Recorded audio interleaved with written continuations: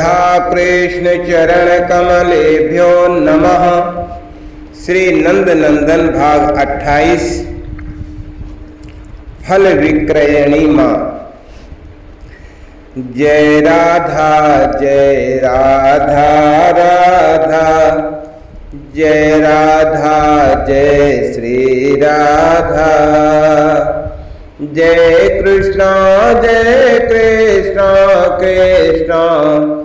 जय कृष्णा जय श्री कृष्णा। गोकुल में एक फल विक्रयणी माँ आई। वो कहती हैं कि मैं वृद्धा हो गई, क्या करूं? पेट की भट्टी को ईंधन तो देना ही पड़ता है। मैं एकाकिनी हूं, कोई नहीं मेरे जो मुझे 2 रोटी दे दिया करता। इस पुलिंद पल्ली में सभी को तो श्रम करके किसी प्रकार अपना पेट भरना पड़ता है। हम पुलिंदों के 5 वर्ष के बालक भी फल औषधियां एकत्र करने लगते हैं। सब काम करें तब सबका पेट भरे। अब मेरे शरीर में शक्ति नहीं रही वृक्षों पर चढ़ने अथवा अधिक खोद कर कंद निकालने की। किसी प्रकार कुछ फल औषधियां एकत्र कर पाती हूँ। एकत्र करनी ही पड़ती हैं, ना करूं तो खाऊं क्या? उनको बेचकर ही तो पेट भरना है। मथुरा में महाराज उग्रसेन थे तो कोई कठिनाई नहीं थी, बहुत भले थे। वहां के यादव नागरिक मेरे फल औषधियां भी ले लेते थे और उदारता पूर्वक मूल्य देते थे। उनके कुल में पता नहीं कंस कैसे उत्पन्न हो गया। उसने तो इधर उधर से सारे संसार के राक्षस मथुरा में इकट्ठा कर लिए। अब मैं मथुरा जाकर क्या करूं? कंस के ये राक्षस नगरपाल मुट्ठी भर भर कर मेरे फल खा लेते और हंसते हैं। मुझ दरिद्रा वृद्धा पर दया आना तो दूर, मुझे तंग करके लूट कर उन्हें आनंद आता है। मथुरा जाकर क्या भूखों मरना है मुझे? मैंने जीवन में कभी कच्चे कड़वे कसैले खट्टे फल नहीं बेचे। मधुर सुस्वाद फलों को देखते ही पहचानना तो मैंने अपनी पुलिंद पल्ली के बालकों को, बहुओं को सिखाया है।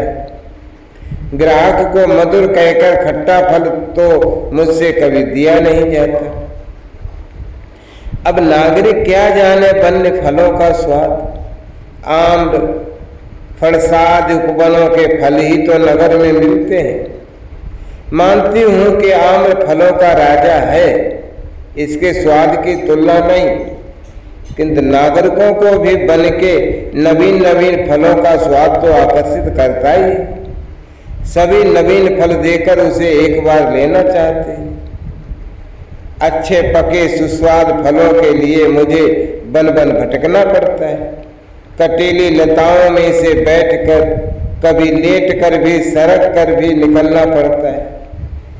गोकुल के बृजपति नंद राय और उनके गोपों की बड़ी प्रशंसा सुनी थी।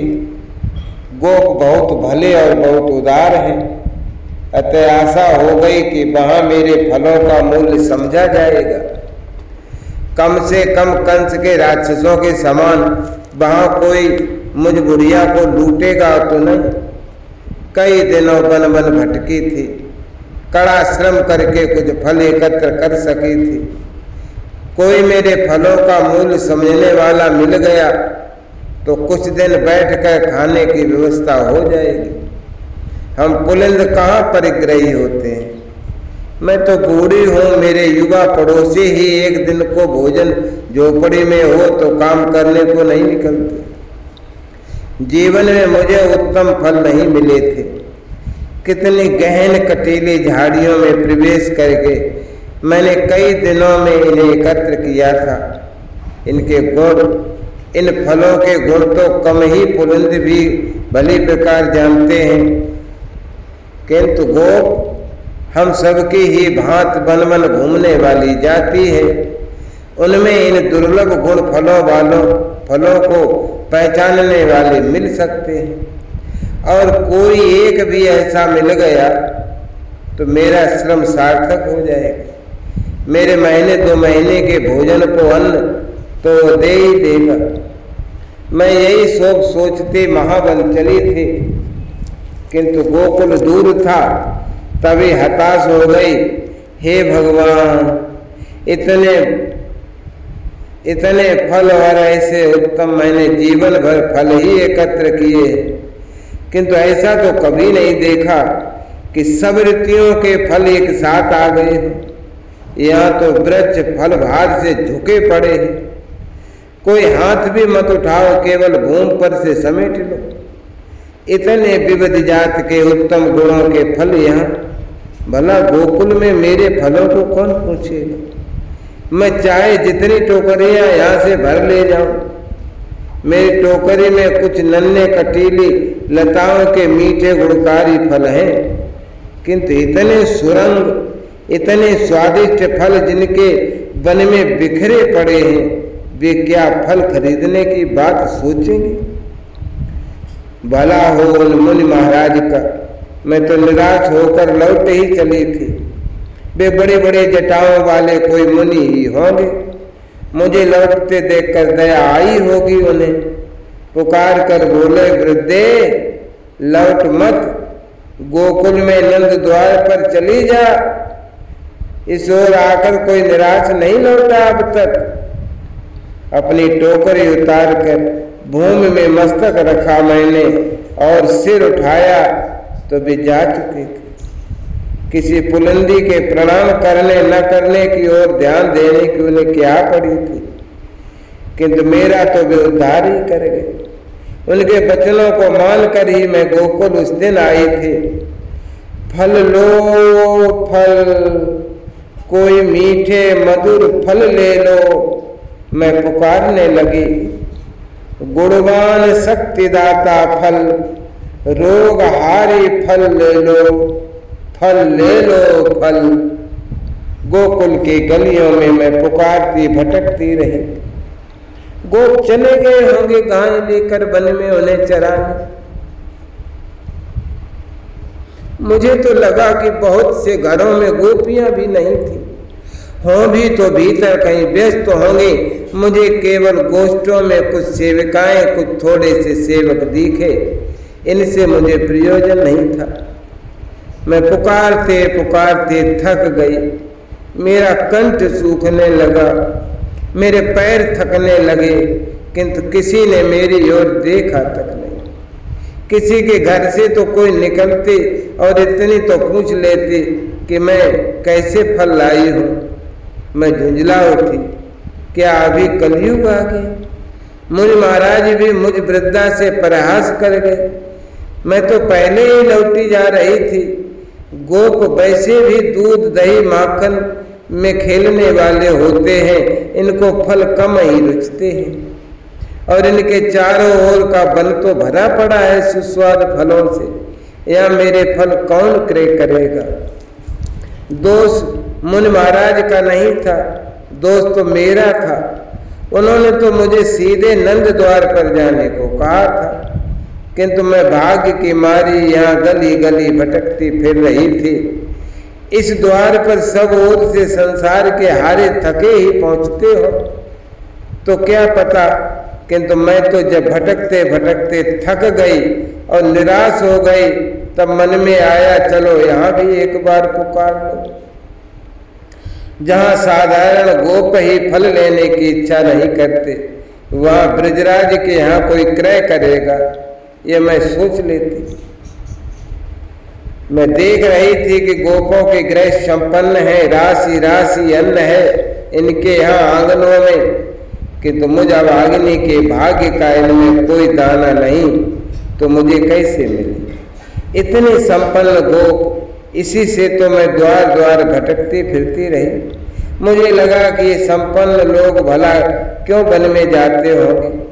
ब्रजराज के बहुत सेवक होंगे, वे उनके लिए वन से उत्तम उत्तम फल प्रतिदिन लाते होंगे। ये सोचकर मैं इस द्वार पर नहीं आई। सब ओर से निराश हो गई। तब लौटने से पूर्व अंतिम बार यहाँ पहुंची। फल ले लो फल, मीठे मधुर गुणवान फल, सुस्वाद फल ले लो। मैंने निराश साधारण सुर में ही पुकारा था। मुझ में अब बहुत उच्च सुर से पुकार लगाने की शक्ति नहीं रही थी और न उत्साह ही रहा था। जी करता था कि टोकरी पटक दूं और पटक दूं भूमि पर अपना सिर। फूट फूट रोने का मन हो रहा था। फल वाले, अरे ओ फल वाले, ये एक अत्यंत मधुर बाल कंठ ने मुझे पुकारा। मेरा तो रोम मानो सुर ने ही सुधा से सिंच कर दिया हो। सवेरे से भटकते भटकते भला किसी ने पुकारा तो सही। मैं दूर तक नहीं देख पाती, अब दृष्टि मंद पड़ने लगी है। बिना पुकारने वाले की ओर देखे ही मैंने टोकरी उतारी सिर से और भूमि पर सामने रख कर बैठ गई। वो 1.5-2 वर्ष का होगा, इससे भी कम वय वर्ष का शिशु था, दिगंबर शिशु। कहीं धूल में खेल रहा होगा सखाओं के साथ। मेरी पुकार सुनकर दौड़ आया था। मैं तो उसे देखती रह गई। सुंदरता, कोमलता, प्रकाश, सुख सबको मिलाकर बनाया होगा सृष्टिकर्ता ने उसे अपनी सब सावधानी और कला लगाकर। घुंघराली काली कोमल सघन अलकों से घिरा वो चंद्रमुख, भाल पर काजल का बिंदु, पतली रेखा सी काली टेढ़ी भौएं, बड़े बड़े अंजन लगे नेत्र, कंठ में कोई बड़ा सा लाल था और छोटे उज्जवल मोतियों की माला के मध्य व्याघ्र नख लटक रहा था। लाल लाल चरण थे, पैरों में नूपुर, कट में रत्न किंकणी, करों में कंकण थे। मैं तो सिर से पैर तक, पैर से सिर तक उसे देखती रह गई। पैरों पर, उदर पर, भुजाओं पर, तनिक बच्च पर और अलकों पर भी धूल लगी थी। आते ही उसने अपना नन्हा सा सिर झुकाकर मेरी टोकरी में झांका। मेरे अनेक रंगों के छोटे कुछ थोड़े बड़े फलों को देखकर प्रसन्न हो गया। वो प्रसन्न होकर ताली बजाकर हंसा तो मैं धन्य हो गई। इतना सुख, इतना आनंद भी मुझ पुलिंदनी को मिलना था जीवन में, यह मैं किसी बड़े मुन के कहने पर भी विश्वास नहीं करता। फल दे, उस नवघन सुंदर ने अपने नन्हे हाथों की अंजलि बना ली। वे लाल लाल किसले से भी कोमल कर, मैं अपना हृदय भी निकाल कर उस अंजलि में धर देती तो कम होगा, किंतु तत्काल लोभ जागा। इसे फल दे दूंगी तो ये लेकर चला जाएगा। किसी प्रकार 2 फल तो नेत्रों के सम्मुख खड़ा रहे। इन फलों का मूल्य लाओ, मैंने कह दिया। मूल्य? ये क्या होता है? वो इधर उधर देखने लगा। कितना भोला, ऐसे देख रहा था जैसे मूल्य किसी पशु या पक्षी का नाम होगा। कहने लगा, मूल्य तू पकड़ ले, मैं नहीं जानता। अरे मेरे लाल, जब किसी से कुछ लिया जाता है ना तो उसे बदले में कुछ देना पड़ता है। मैंने उसे समझाया, उस बदले में देने वाली वस्तु को मूल्य कहते हैं। तू कैसी बुढ़िया है। अब अपने बड़े बड़े नेत्र उठाकर उसने मेरी ओर देखा। मुझे तो मैया माखन देती है, दूध पिलाती है, कुछ भी तो नहीं देती। वो तो तुम्हारी मैया है। मुझे हंसी आ गई उसके भोलेपन पर। माँ भी तो मुझे रोटी देती है। उसने सिर हिलाया। मुझसे तो कोई कुछ नहीं मांगता। तुम उनको माँ कहते हो ना।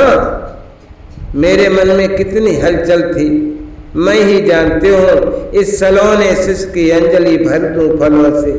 मचल रहा था हृदय, किंतु यह चला जाएगा। फल लेते ही नेत्रों के सम्मुख से चला जाएगा। तू क्या लेगी? उसने कुछ सोचकर पूछा। उसे लगा होगा कि ये बहुत हठी और बुरी बुढ़िया है कि उससे भी कुछ लिए बिना फल नहीं दे रहे। अन्न लूंगी, मेरे घर अन्न का दाना नहीं है। मैंने ये इसलिए कह दिया कि देखे अब ये क्या करता हो, क्या करेगा। वो मुड़ा और नन्हे नन्हे पदों से दौड़ता चला गया। सम्मू की आंगन में धान सूखने को डाला गया है, ये मैं देख रही थी। वहां जाकर वो बैठ गया और अपनी नन्ही अंजलि में उसने धान भर लिया। मैं तो उसी को देख रही थी। मेरे नेत्र, मेरा मन, मेरा प्राण सब उसी में लगे थे। धान लेकर उठने में उसे तनिक असुविधा हुई, पर उठ गया और अब मेरी ओर आने लगा। इस पर कुछ धीरे धीरे आ रहा था।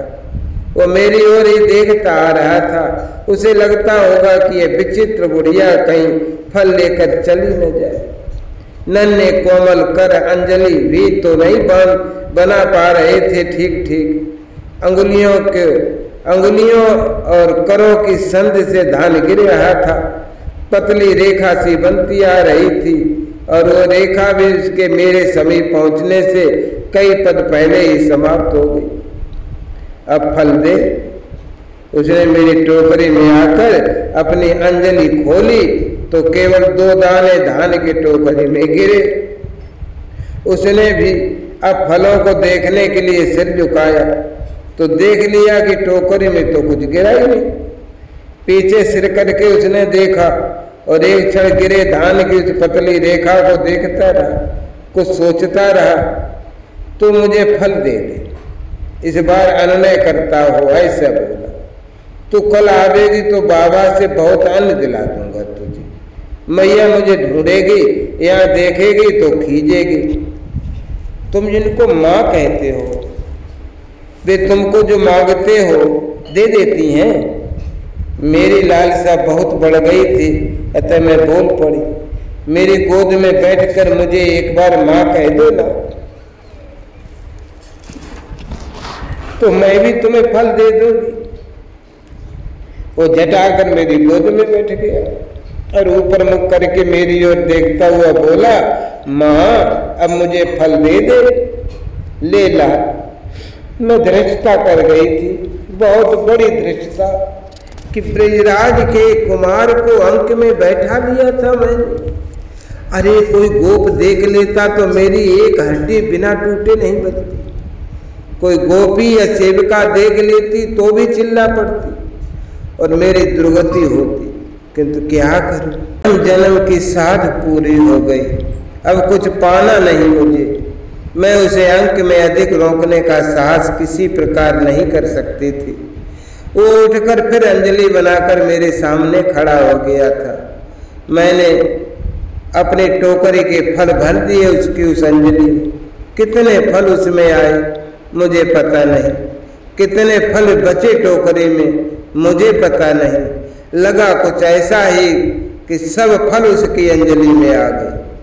मैं तो अपने एक हाथ से उसकी अंजलि को सहारा दिए दूसरे हाथ से फल उठा उठा कर भरती गई। उसका सुंदर मुख इतने समीप था और मैं उसकी अंजलि को सहारा दिए उसके करों को स्पर्श किए थे। वो अपनी अंजलि को उधर से चिपका कर लौटा और बहुत धीरे धीरे डगमग पदों से चला। मैंने उसे जाते देखा, उसका उल्लासपूर्ण सुर मेरे कानों में पड़ा, मैया माँ मैं फल लाया हूँ। वो पुकार रहा था, दादा भद्र तो मैं फल लाया हूँ, सुंदर मीठे फल।